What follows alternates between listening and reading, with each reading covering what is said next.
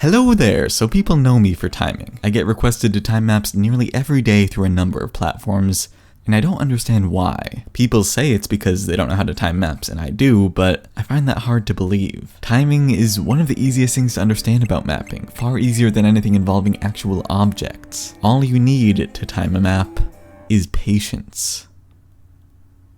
What you're looking at now is the longest map I've ever made, a 20-minute compilation of the most rhythmically interesting songs on Apocalyptica's album Wagner Reloaded. Each new song in this requires different timing points, and certain songs are more complex than others, so this is a perfect example to showcase nearly every type of timing someone can encounter. Without getting into too much music theory mumbo-jumbo, the purpose of timing is to synchronize a map's rhythms to a song. If a map isn't timed correctly, players won't be able to accurately play it, and so according to the ranking criteria, wrongly timed maps are not rankable. So you better get this right. There are two main factors in timing, BPM and offset. BPM stands for beats per minute and is the speed at which I count a song's beats. Like 1, 2, 3, 4, 1, 2, 3, 4, yeah, okay. Offset is the amount of milliseconds between the start of the MP3 file and when the metronome should start.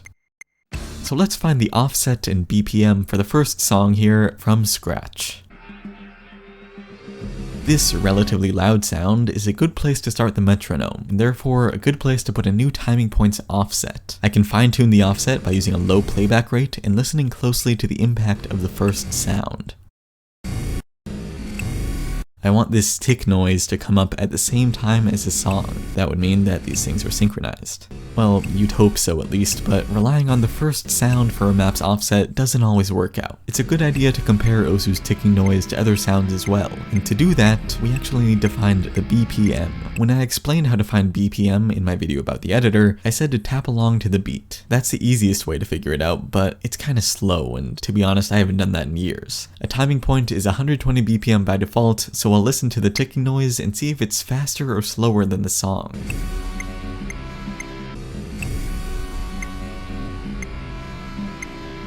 In this case, the song's beats are coming in earlier than my timing point's metronome, so I'll increase the BPM.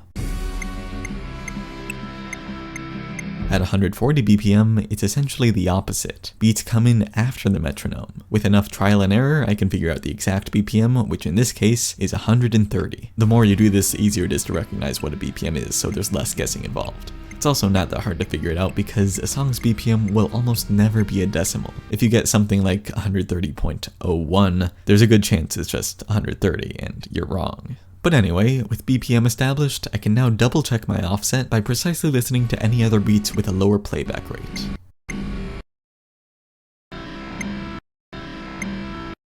Sounds good? Yeah, easy stuff. While BPM and offset are the two main factors of timing, there's one minor factor that's still important to handle correctly. Time signature. For Osu's sake, that's the number of beats in each measure. If you didn't know, a measure is the time between these big white ticks. Most songs you'd map are pretty simple and have a time signature with 4 beats per measure, which could be counted as something like 1, 2, 3, 4, 1, 2, 3, 4, 1, 2, 3, 4, etc. This 4/4 time signature, as it's called, is the default for a new red line, so most often you won't have to change it.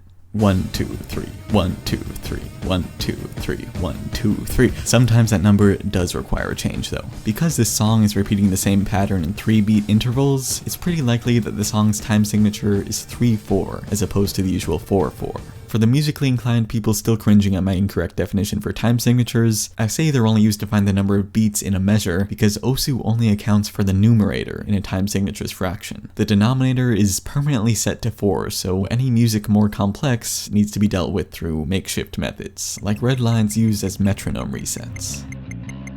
Metronome resets can also happen in songs without funky time signatures, and their function is essentially the same. For example, you'd count the time signature for this as 1, 2, 3, 4, 1, 2, 3, 4, 1, 2, 3, 4, 1, 2, 3.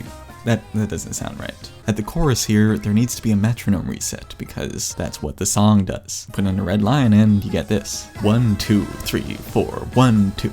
1, 2, 3, 4, 1. I don't like saying these numbers. An important thing to note while handling time signatures, and I guess BPM in some cases, is syncopation. Not all songs are super clear with their 1, 2, 3, 4, or 1, 2, 3, or 1, 2, 3, 4, 5, 6, 7, whatever patterns. They can have emphasis on odd beats that are conventionally wrong, and timing doesn't always need to line up with them in the most expected way. The most common mistake I see is with songs like this, where there's emphasis half a beat before the expected downbeat. It sounds really weird if you try counting the 1, 2, 3, 4 thing, but aside from this one sound, the rest of the time signature is correct, so it wouldn't make much sense to, say, move the offset half a beat earlier. The song is just composed like this. Some songs also have pickup notes, or an anacrusis, according to Wikipedia, which is a note or a few notes before the song's first actual downbeat. This essentially means the first sound in a song might not always be the correct place to put a timing point. These pickup notes can be mapped with a red line technically in front of them, but if you want any slider velocity changes, you'd need a red line before it. I've got a timing point on the pickup notes as well as on the downbeat as a way to reset the metronome.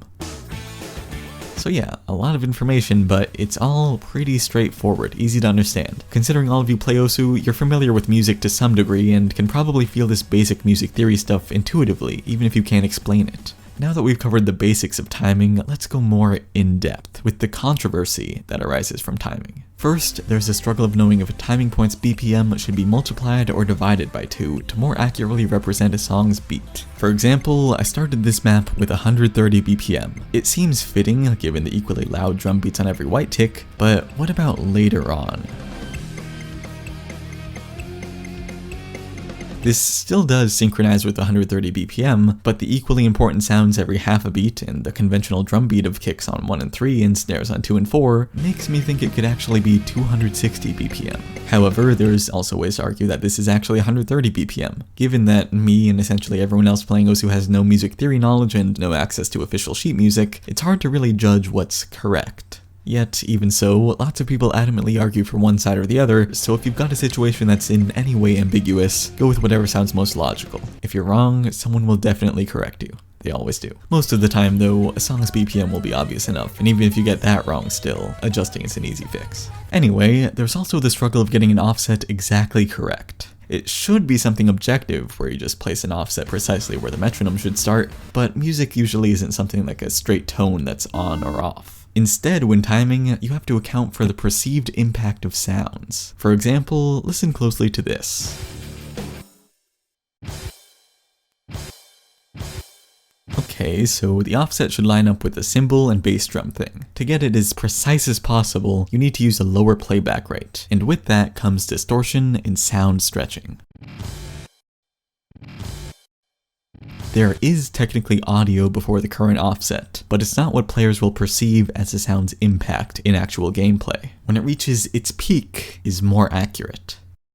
This song is played by a stringed instrument, which doesn't have a sharp impact like a drum hit. You'd still need to time it according to the perceived impact of the sound though, which is going to be later than you'd expect at low playback rates. I've got a whole map of timing cello impacts, so if you're curious about the precision of sounds like this, maybe listen to that on your own. Although it might not actually be 100% correct, just because timing for songs like this is a bit more lenient than timing for your average single BPM song. I'll explain why that is soon, but first, single BPM song. That refers to a song that only requires one red line. Multi-BPM songs are where mappers start struggling with timing, when really, they're nothing new. Multi-BPM sounds like it could encompass a lot of songs, but Osu players usually use the word to refer to songs with huge chunks that are consistently 1 BPM. As I already said, this map's song is technically multiple songs. After the first song ends and the crowd cheers, it goes into the second song, which is completely separate from the first. All the factors of timing, like BPM, offset, and time signature, are calculated on their own here, just as if it were timing for a new map. I'd say this song is more of an exception though, since most of the time, multi-BPM songs aren't actually two different songs. Usually, you'll see stuff like this, where a song changes BPM in a continuous way. This red line changes BPM, but its offset still lines up with the previous timing point. Similar to what I talked about with decimal BPMs, there's a good chance that if a song changes BPM in this way, it's not going to be something like 8 milliseconds off from the previous timing point. It's most likely going to transition smoothly by connecting to the previous one. This is what I'd call smooth timing, and it's the basis for how mappers time variable BPM songs. Variable BPM songs, the thing that everyone hates to do. Multi-BPM songs are ones like this, where the BPM is 155 for one chunk, then 110 for another chunk. Variable BPM songs, though, are ones like this, where it goes from 130 BPM to 133 BPM to 135 BPM, 238 BPM, 240 BPM, 243, 245, and so on. It doesn't matter what the numbers are, but rather that they're changing so much. That's what gives it the title of variable timing. And as I said, variable BPM timing is handled with the concept of smooth timing. Each timing point here lines up with the previous. It wouldn't make much sense to use just random offset resets because the song is still continuous, and so the metronome should be too. The process for timing variable BPM songs is what most people are concerned with. People say timing stuff like this is really hard when it's literally the same as any other single BPM or multi-BPM song. You calculate an offset,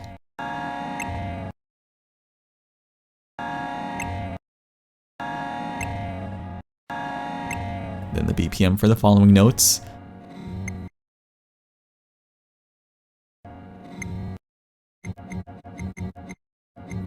and when a note gets out of sync, add a new timing point.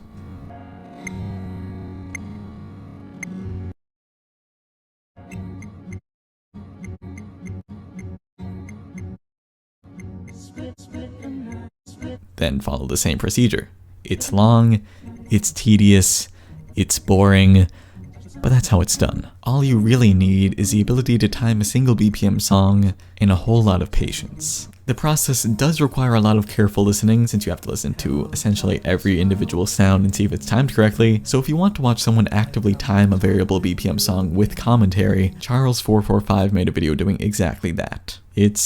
It's an experience. Back to this map now. It's a variable BPM song with new timing points nearly every beat. I said timing on this can be lenient, which seems contradictory to my saying incorrect timing is unrankable. This is where things with timing start to get a bit subjective. Sometimes mappers time songs in slightly incorrect ways to be more playable. For example, the build-up here isn't perfectly timed. The song is performed live, and so there's fluctuations in rhythm everywhere caused by human error. Timing it absolutely perfectly for every single note would be unpredictable by players, and therefore it would actually hinder playability to be completely accurate. To remedy this, mappers time things nearly correctly, while leaving enough simplicity for players to not feel like they need to check the editor in order to get good accuracy. There's often full songs that have slight timing fluctuations as well, but if it's not noticeable during gameplay, mappers usually treat them as if they're just single BPM songs. Using a ton of offset resets is the other way of handling this, but that often makes gameplay less predictable and therefore less playable. This sort of slight fluctuation human error stuff also commonly happens with vocals for what should be obvious reasons. Timing objects according to slightly off-sync vocals can be super misleading, so if there's a constant beat in the background from other instruments, following that is ideal. Don't do something like this.